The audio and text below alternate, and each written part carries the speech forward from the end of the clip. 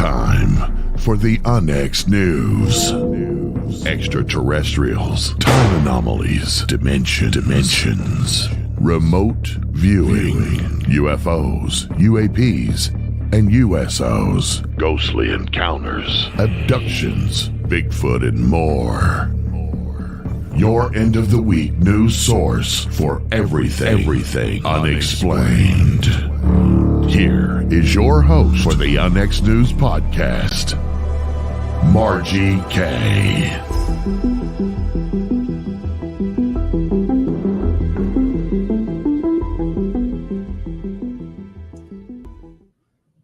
Good evening, everyone, and welcome to UNH News. I'm your host, Margie K, and we are live on the KUNX Digital Broadcasting Network. I'd like to announce that we now have 31 shows. I believe that's correct. Race will correct me if I'm wrong, but I think we have 31 shows now on the network, and got some new ones and some old ones, and they're all good. So check it out at unxnetwork.com. Got a couple of speaking engagements coming up. I want to mention this is a really good conference in Grafton, Illinois, Rebels of Disclosure Conference. It's May 13th through 16th, 2024, and there are still tickets available. There are some amazing speakers at this event, and it's very, very well worth it. So check that out. Also, I am doing the Contact at Sea from Seattle to Alaska cruise in September, and that information is at contactatsea.com. If you would just mention that you heard that from me, I would appreciate it. This is going to be an awesome cruise, and of course, hopefully we'll see the Northern Lights and a few UFOs as well. And then don't forget XCon in October. The super early bird, or the early bird tickets, are available right now at unxnetwork.com. My guest this evening is Kathleen Marden, and she practically needs no introduction because everybody knows who she is. But Kathy's insatiable interest in UFOs and ET contact began in 1961 when her aunt and uncle, Betty and Barney Hill, had a close encounter and UFO abduction in New Hampshire's White Mountains. As a family member, Kathleen gained firsthand knowledge of Betty and Barney's UFO encounter on the day they arrived home, and 2 days later, she, her parents, and siblings visited the Hills' home. She has devoted years to painstaking investigation of the Hills' anomalous events and archival research on their UFO abduction case.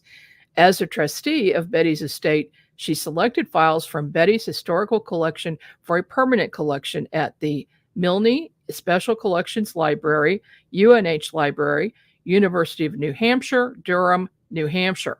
Her case study of the evidence is Captured, the Betty and Barney Hill UFO Experience, which was updated in 2021. Kathy has been involved with MUFON, the MUFON ERT. She served as director of field investigator training and a founder director of MUFON's Experiencer Resource Team. Over a 10-year period, Kathleen expanded her team from 3 members to 45 trained, seasoned specialists and attracted PhD and MD psychological and research consultants. Additionally, she sat on the Edgar Mitchell Free Advisory Board. In this period, she worked on 3 studies on nearly 5,000 experiencers. Over time, she altered her focus from investigation to compassion and advocacy for ET contact experiencers.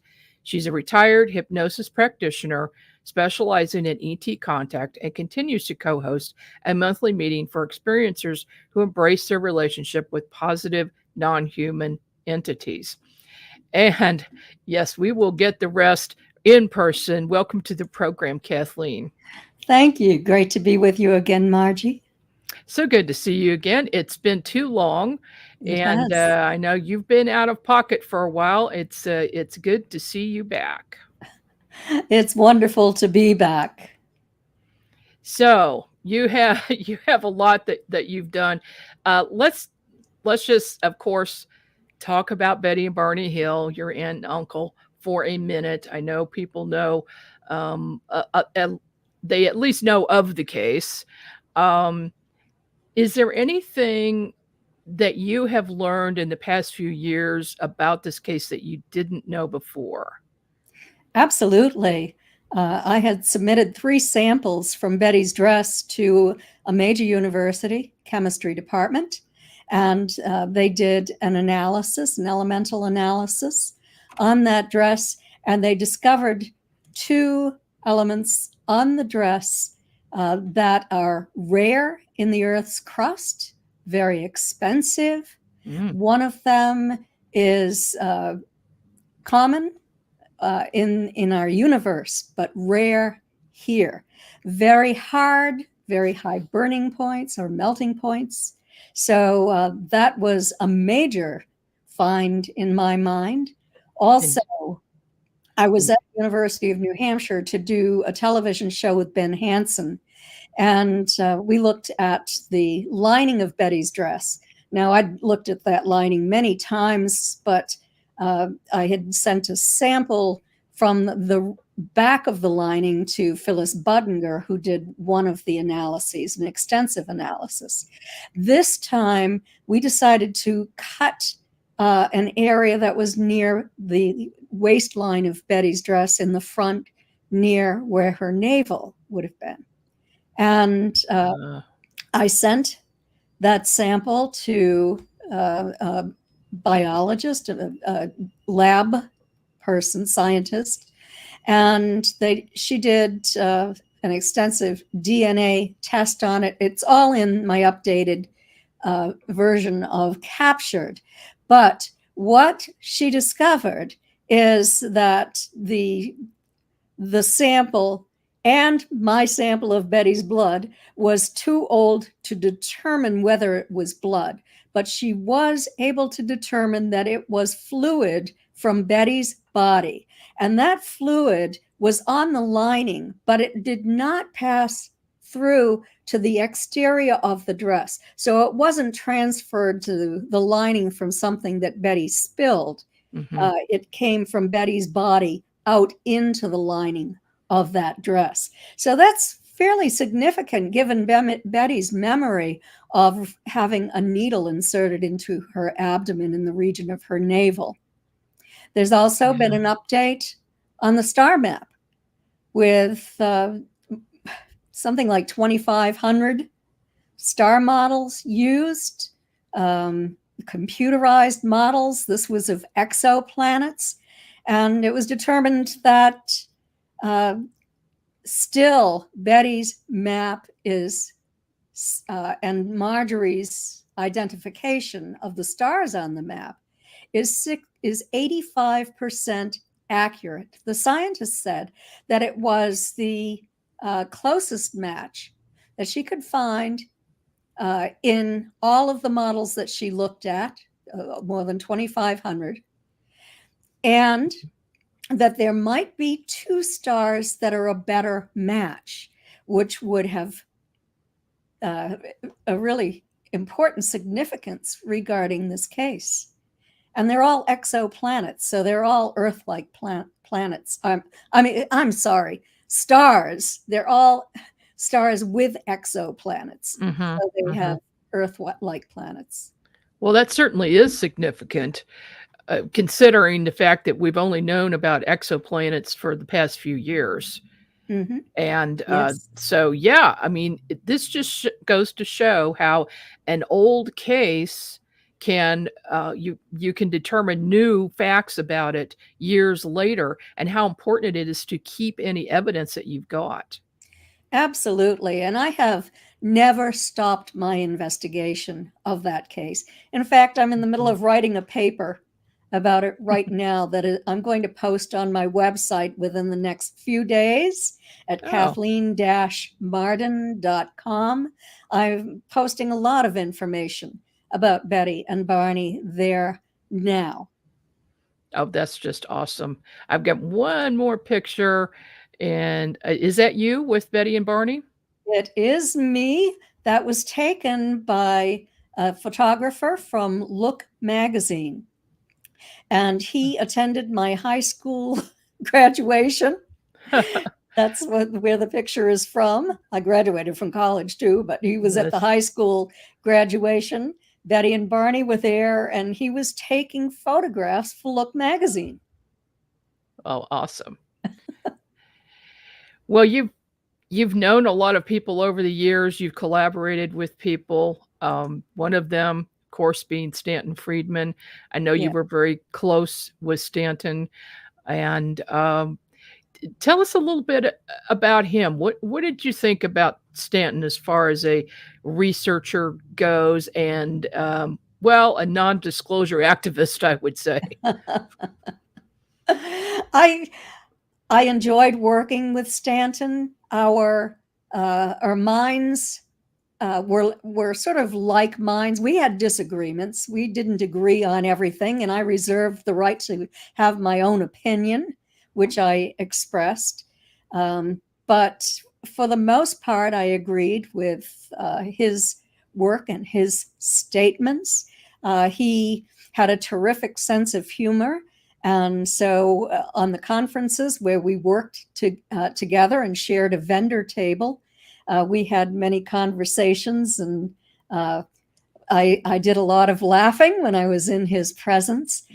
We wrote 3 books together, so he respected my work and I respected his. And although we lived more than 1,000 miles away, he in New Brunswick and me in Florida, we worked very well together from a distance. Yeah, he was a wonderful guy. I really liked him. Very bright, honest, a great researcher. And down to earth, too. Yes. And here, what is this? This is a state of New Hampshire historical marker. And after Betty's death, a man from New Hampshire contacted me. He had a petition, and he had something like 50 or more signatures on that petition. And he was petitioning the state of New Hampshire to erect a historical marker for Betty and Barney Hill. He wanted my assistance in doing this. So I contacted the state, and we both sent that petition to the state. And then the state decided they wanted to work directly with me. So I had to submit at least 24 books, the original investigative reports, the Air Force Project Blue Book report, the report to NICAP, newspaper articles, so much that I had copies to the state of New Hampshire. And the State Historical Society that erects these markers went through everything. They asked me to submit text that I would like to see on that marker. And so I did. And then in 2011, they erected that marker in Lincoln, New Hampshire, right along the route where Betty and Barney traveled on the night of September 19, 1961. And it is there, and it's in front of the Indian Head Resort on Route 3. So anyone can go and see it. Also, if you're going there and you want to retrace that route, you can go to my website, and I have a self-guided tour that you can print out or just look at on your cell phone and know exactly where to stop and what Betty and Barney saw at each place where they stopped.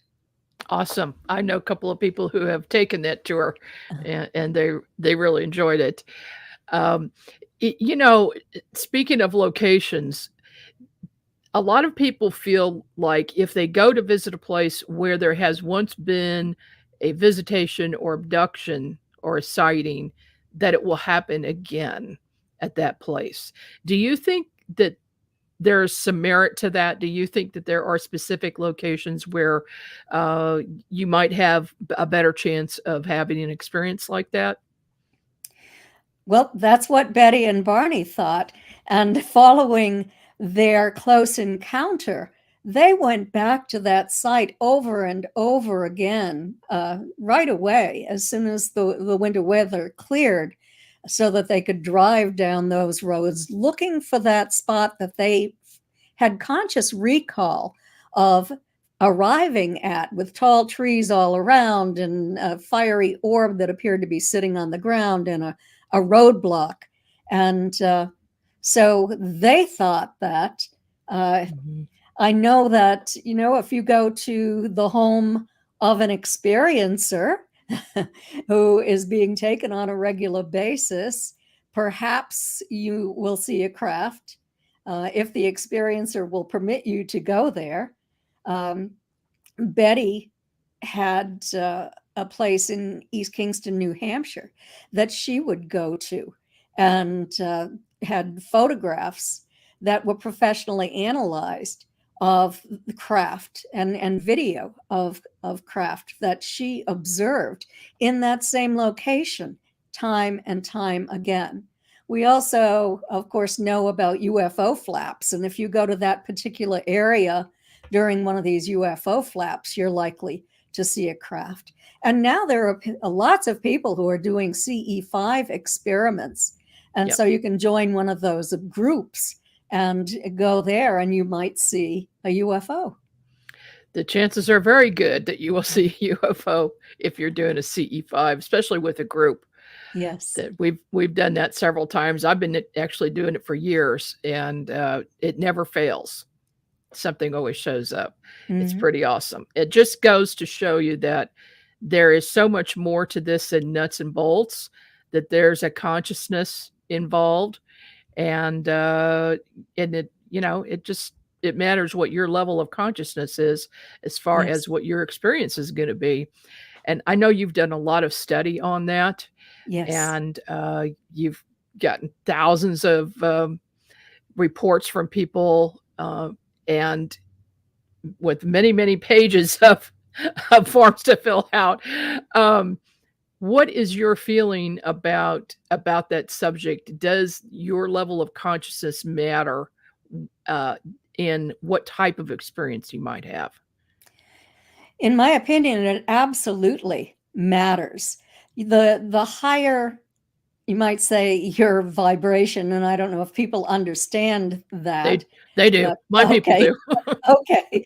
So the higher your vibration, the more likely you are to have contact with these non-humans, and even to be able to communicate telepathically with them, to perhaps even have them come into your environment, the ETs themselves. So absolutely. If you have a lower level of consciousness, if you're an alcoholic, if you're a mean person, then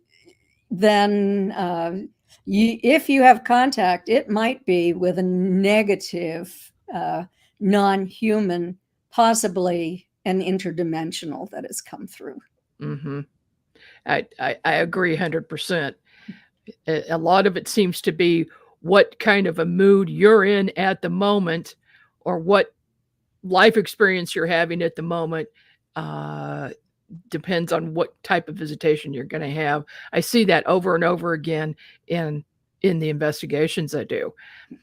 It's repeated time after time. If you meditate first, if you protect yourselves, if you exude love, you will be much more successful than if you don't do any of those things. Do you recommend that people practice meditation who want to have a contact experience? I do, yes. And there are beautiful guided meditations on YouTube that you can go to elevate your vibrational frequency and clear your chakras. So I highly recommend that. I belong to a meditation group. I meditate 3 times a week. All right, that's good. That's a regular practice. Yes. What is this? That is my Lifetime Achievement Award from the International UFO Congress that I received in 2021. I also received one earlier than that. It wasn't a Lifetime Achievement Award, but it was a Researcher of the Year award from the Mutual UFO Network. And I'm very proud of both of those. Well, you should be. It's I pretty have awesome. done an extraordinary amount of work in this field, and I appreciate the recognition. Well, yes, indeed, you have. And this looks like it was at Roswell with Gort or Klaatu in the back. Yes, yes, it was. I always loved going to Roswell. I won't be able to be there this year because I've had some health challenges, but I'm hoping to be back next year. I'd been going there for since 2008, I believe it was, every year. So it's a very good event. Yes, there are quite a few of them, and they seem to be getting bigger and better every year. All of Yes. these events, and Mhm. with great speakers, and outside events where you travel and go visit different places, and then workshops, all kinds of stuff. It's always fun.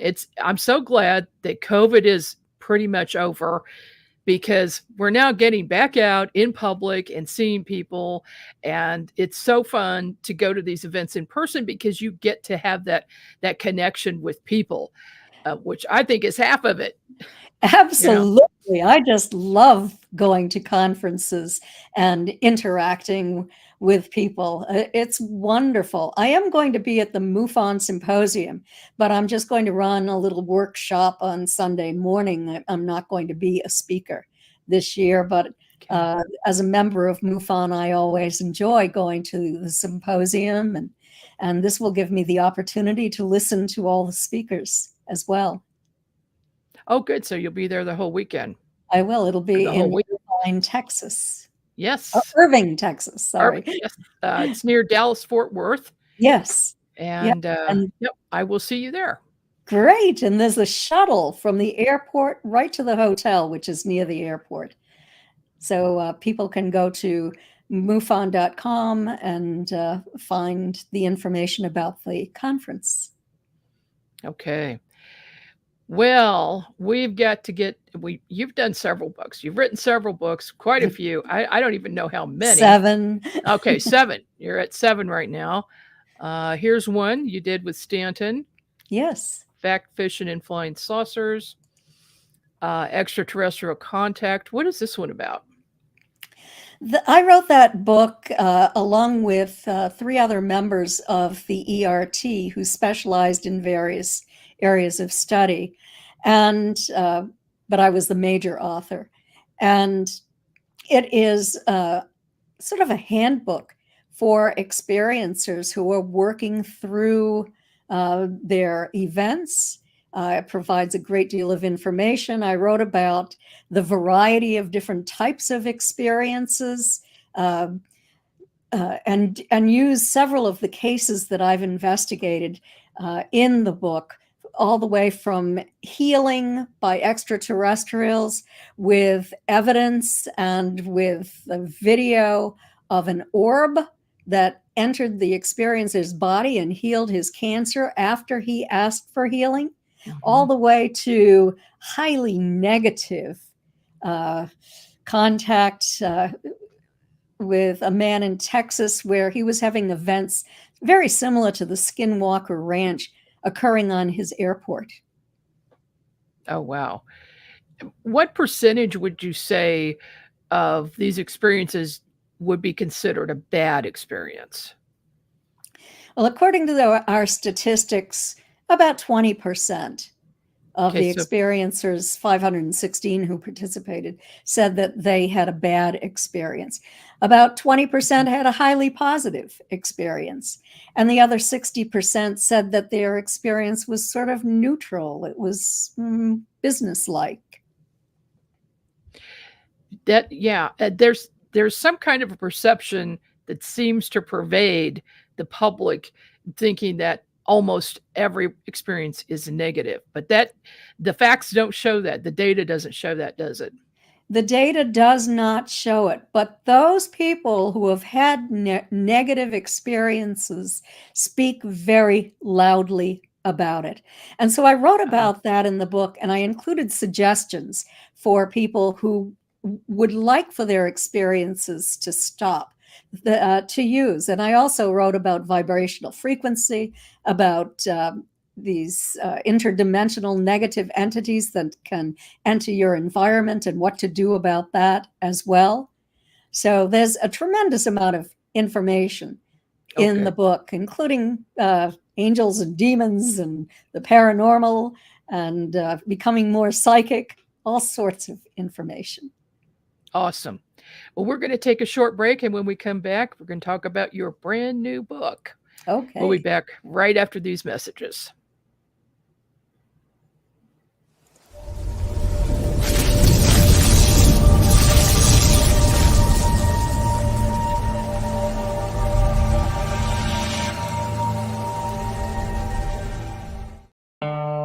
Hey, UFO conference enthusiasts. We've got another great event for you in 2024. The Saucers and Aliens Kansas UFO Day in Dimension G is being held in the UFO capital of Kansas, Geneseo, on July 6th. This is a fun festival in the middle of nowhere. There will be a parade, decorated yards, costumes, vendors, speakers, and a showing of the movie The Day the Earth Stood Still. Appropriately, an 8-foot-tall statue of Gort and a statue of Plateau will be dedicated. This will be the only museum in the U.S. with these custom-made statues. If you'd like to donate to the statue project or attend the event, visit GeneseoMuseum.com. That's GENESEO Museum.com. Be sure to bring your camera when you attend the event. That's GeneseoMuseum.com. The UNH Network presents a health and wellness spiritually based brand of hemp-derived CBD products made by Hopewell Farm in Harrogate, Tennessee. We apply our Cathara energy work with all of our plants and products. Our products made in small batches with only 2 ingredients of pure hemp, full-spectrum crude oil, and coconut-derived MCT oil. Third-party lab tested for potency and legal THC levels with 6 strengths of 1 ounce oil to choose from. Know what you're buying and get what you pay for from Hopewell Farm. Applied directly to a specific area, Hopewell Farm topical salve in 1 ounce and ½ ounce sizes made with pure hemp crude oil, comfrey extract, and all natural ingredients. Find the Hopewell Farm link and coupon code on the UNX Network website at unxnetwork.com. That's unxnetwork.com.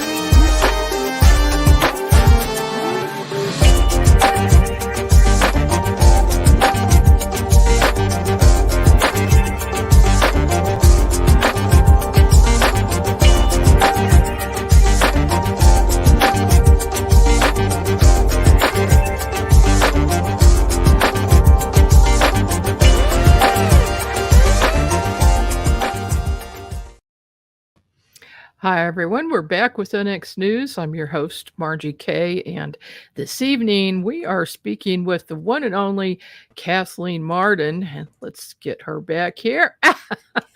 Race is messing with me. Oh, gosh.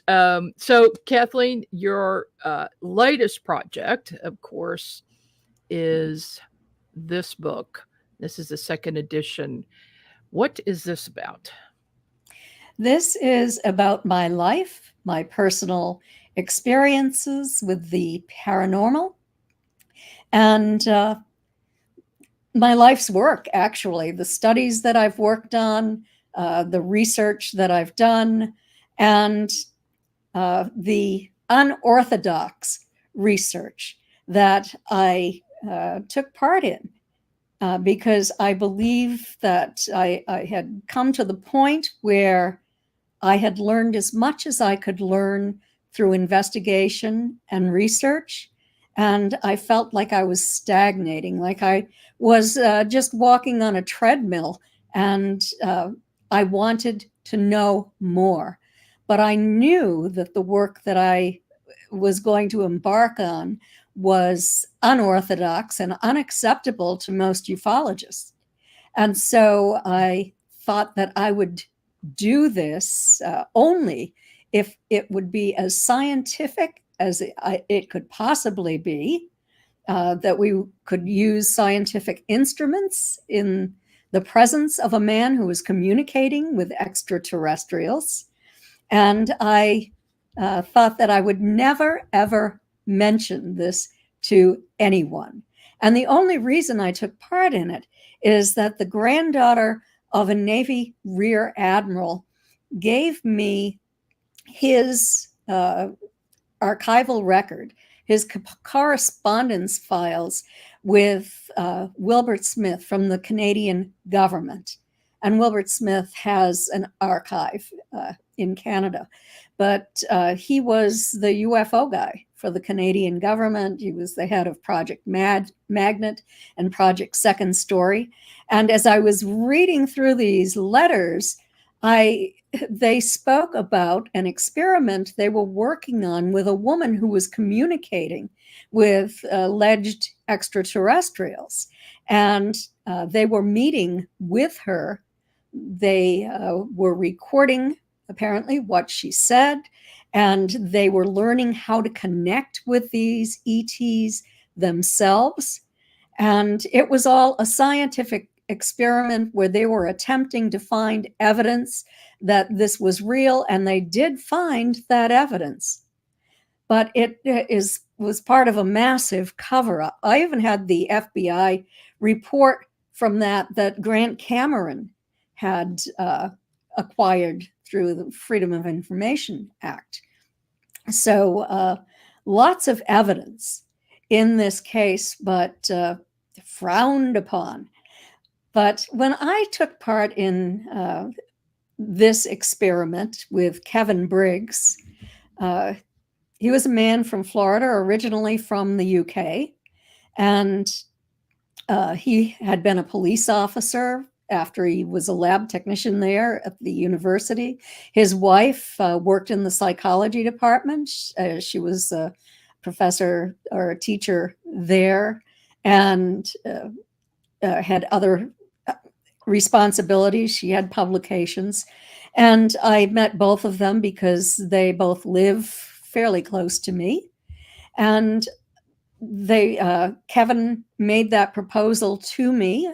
After I met him, I interviewed him, I hypnotized him about an experience that he had as a child back in the UK. And I found him to be very down to earth and credible. And so I invited these other researchers, Denise Stoner and Melanie Barton-Bragg, to participate in this study. And we had met with Kevin, we'd had discussions with him, and he'd sent me a great deal of scientific information that I sent to scientists. So we did meet, we were able to acquire evidence, and we asked questions I have 120 in the book. And our questions, their answers. And it is just amazing. Their answers were so compelling. And the evidence we received was so compelling that I just had to write about it, despite what it might do to my reputation. So I did that. And we actually personally made contact with these extraterrestrials. They communicated with us telepathically. We could feel their presence in our bodies as a very strong, tingling sensation. They walked into our environment. They were also present in Kevin's environment during our monthly meetings for 2 solid years. And after a year, we increased the number of people who were there and added 2 skeptics as well. Mm-hmm. So I think it was an extraordinarily interesting study with a lot of evidence, but a lot of information about these non-humans as well. And they said that they were here peacefully and they had been here since the beginning of time to monitor our progress and to assist in our development. They said that our scientific progress is out of sync with our spiritual level. And yes, when this happens, it can lead to the destruction of life on the planet. And so they were highly concerned about our use of nuclear weapons and also about our failure to be good stewards to our environment. And those were messages that they gave to Admiral Knowles and Wilbur Smith way back in 1954. Yes, and that the theme that you're talking about with these messages started really in the 50s and maybe even 40s with people who were contactees like George Adamski, Buck Nelson, Frank Stranges, people like that who talked about this and yes, having telepathic contact, but also in-person contact at times. Most of it was telepathic after there was an initial introduction. And some people had ongoing events, and some people still do today. I, in fact, have contact with Valiant Thor on a regular basis.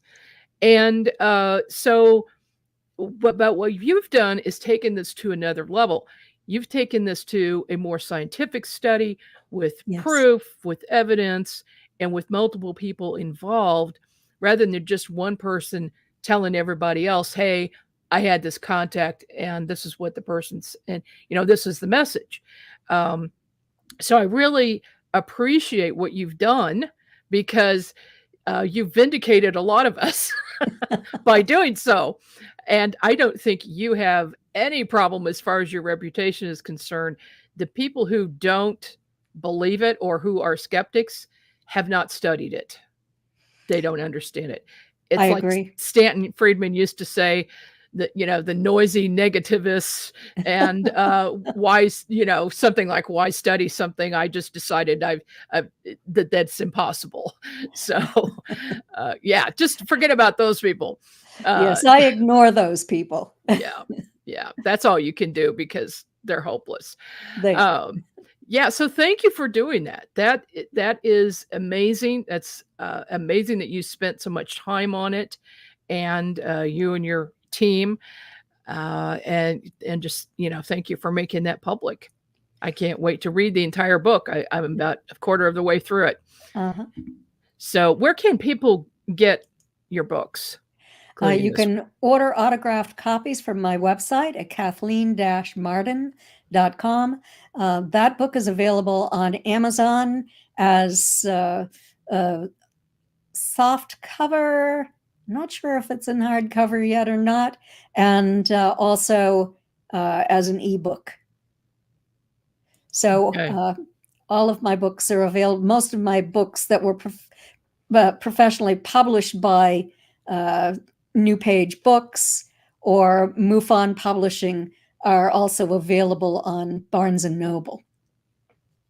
Okay, wonderful.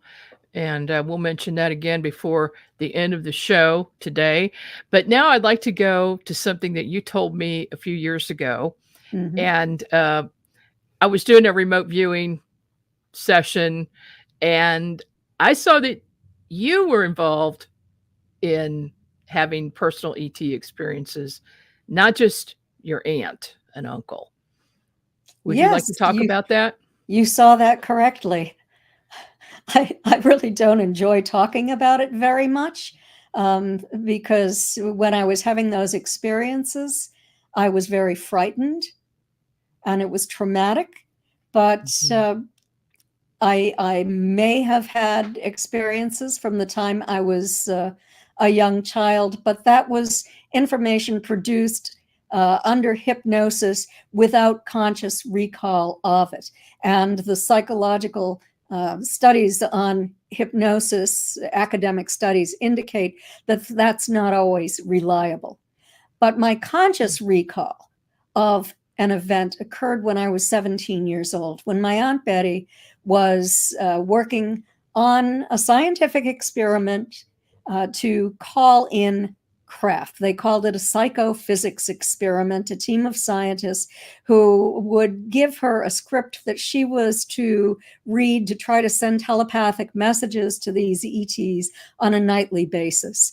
And they would instruct these ETs of where they should go to show their craft, asking them to land, etc. Betty was asking them to land on my grandparents' farm. I grew up across the street from my grandparents' farm, and one did land on their farm 200 feet from my childhood home.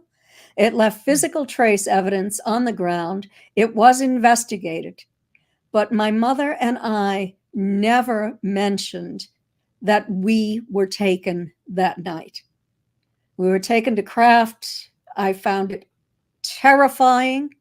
It changed me in so many ways. I no longer trusted my mother. I thought that she was involved in this. I tried to simply explain it to myself as that my mother had assembled a medical team in our home that night to do some kind of surgery on me, which makes no sense whatsoever.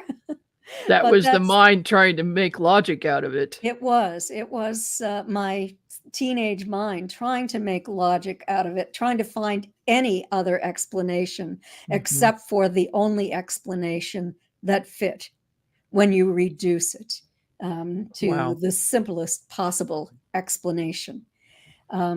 Considering the witnesses and the physical trace evidence on the ground and the memories that my mother and I had. And so I agreed with my mother, with my Aunt Betty, not to speak about this publicly. And I only spoke about it publicly when I no longer cared what people thought. And that was maybe 5 years ago, maybe a bit longer than that, at UFO conferences. But yes, throughout my lifetime, periodically, I have had contact with what we think of as gray aliens, the type that took my aunt and uncle. So I'm an intergenerational contactee or experiencer. And they told me that they were taking samples, tissue samples from my body to test my body for toxicity.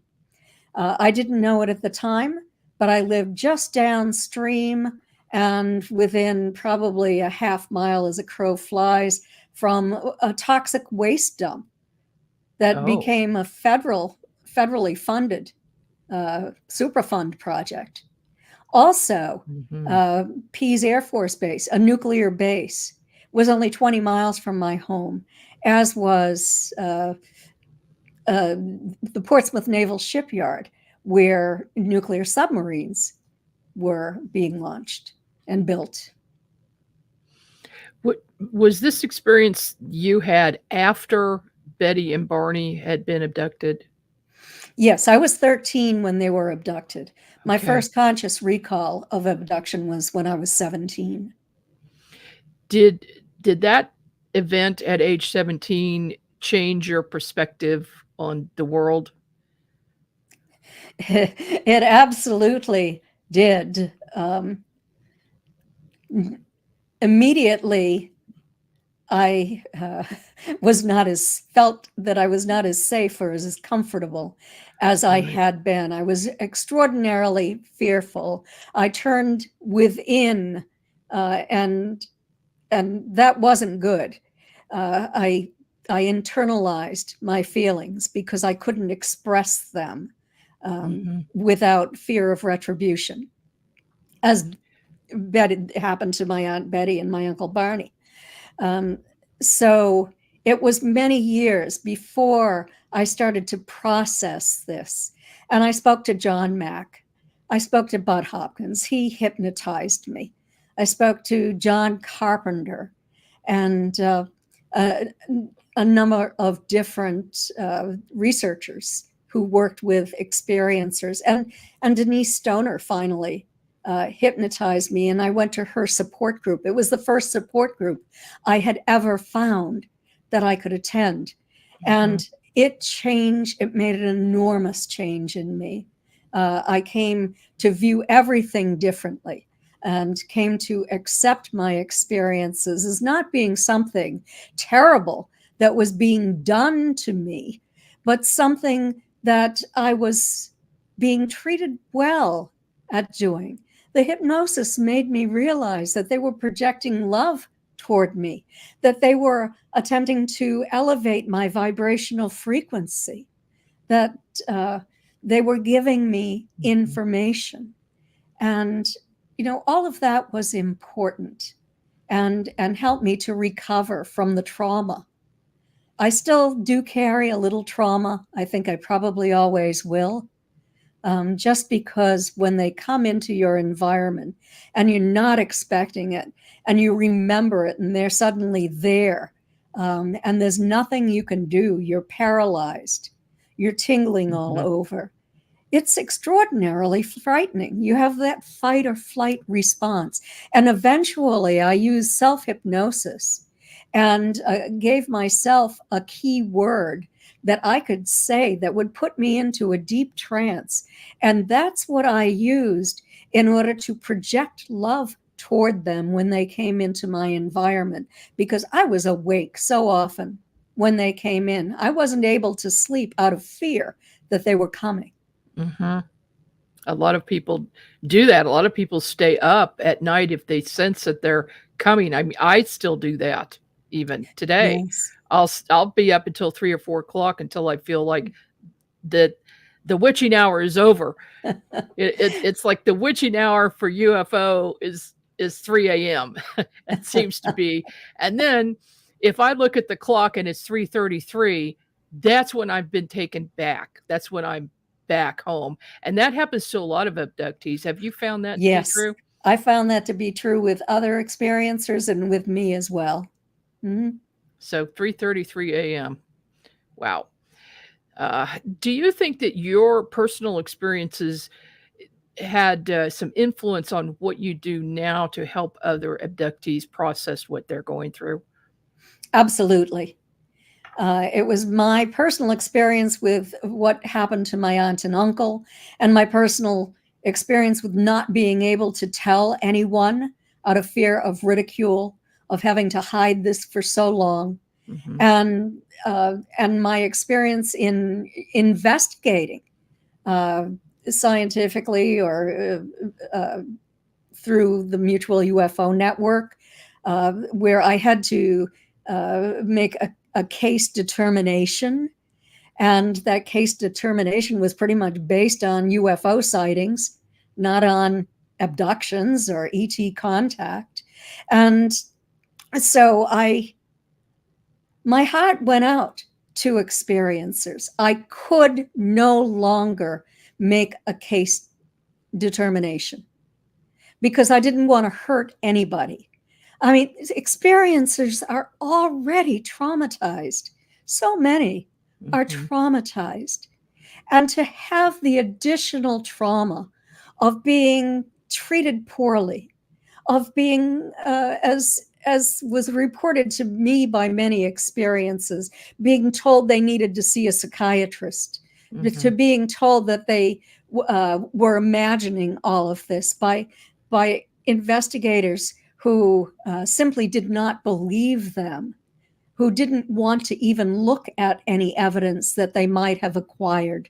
And in my book, Extraterrestrial Contact, I tell experiencers how to collect their own evidence.